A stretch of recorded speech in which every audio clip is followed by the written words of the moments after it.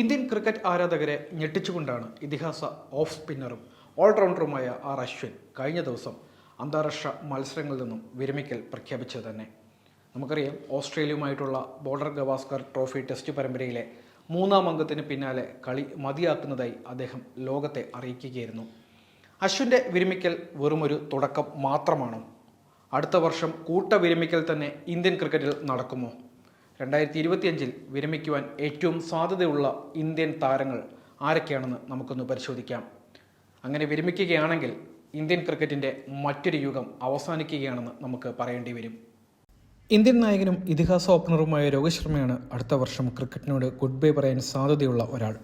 ഫെബ്രുവരി March മാസങ്ങളിലായി നടക്കാനിരിക്കുന്ന ICCയുടെ champions trophy അദ്ദേഹത്തിൻ്റെ അവസാനത്തേതാകുവാനാണ് സാധ്യത. ടൂർണമെന്റിന് പിന്നാലെ അന്താരാഷ്ട്ര ക്രിക്കറ്റിൽ നിന്നും രോഹിത് വിരമിക്കൽ പ്രഖ്യാപിച്ചേക്കുമെന്നാണ് റൂമറുകൾ അടക്കം പറയുന്നത്. ഈ വർഷം അദ്ദേഹം 2020 നിന്നും വിരമിച്ചിരുന്നു. നിലവിൽ വളരെ മോശം ഫോമിലൂടെയാണ് ടെസ്റ്റിൽ രോഹിത് കടന്നുപോയിക്കൊണ്ടിരിക്കുന്നത്. റണ്ണെടുക്കാൻ പാടുപെടുന്ന അദ്ദേഹം ക്യാപ്റ്റൻസിയിലും പിഴവുകൾ വരുത്തുന്നു. അടുത്ത ജൂണിൽ നടക്കുന്ന ICCയുടെ ലോക ടെസ്റ്റ് ചാമ്പ്യൻഷിപ്പിന്റെ ഫൈനലിലും ഇന്ത്യ ഇനി കളിക്കാൻ സാധ്യത കുറവാണ്.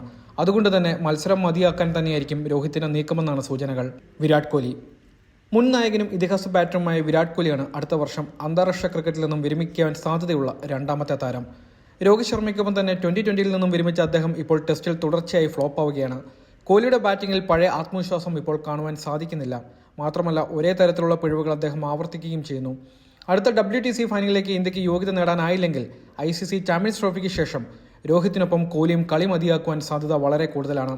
2027 അടുത്ത ഏകദിന ലോകകപ്പിൽ അദ്ദേഹം കാണുമോ ഇല്ലയോ എന്നുള്ളതും വലിയൊരു ചോദ്യം.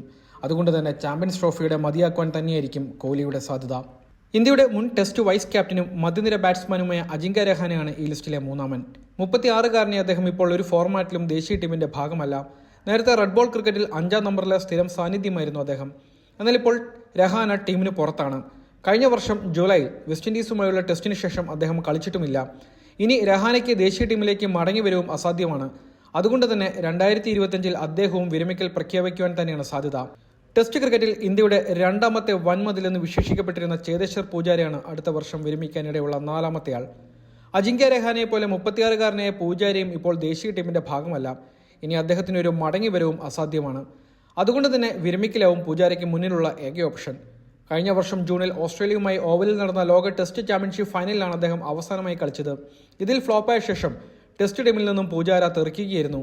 Veteran spin bowling all rounder Ravindra ജഡേജയാണ് ലിസ്റ്റിലെ 5-ാമത്തെ താരം. 2020 നിന്നും വിരമിച്ച അദ്ദേഹം ടെസ്റ്റിൽ ഇപ്പോഴും ടീമിന്റെ അവിഭാജ്യ ഘടകമാണ്. എന്നാൽ 36-കാരനായ ജഡ്ഡും ഇപ്പോൾ കരിയറിന്റെ അവസാനത്തിലേക്ക് എത്തി നിൽക്കുകയാണ്. ശ്രദ്ധേയമായ പ്രകടനങ്ങൾ നാട്ടിൽ നടത്താറുണ്ടെങ്കിലും പുറത്ത് അദ്ദേഹത്തിന് വേണ്ടത്ര തിളങ്ങുവാൻ സാധിക്കാറില്ല എന്നതാണ് അദ്ദേഹത്തിന് നേരെയുള്ളൊരു വിമർശനം.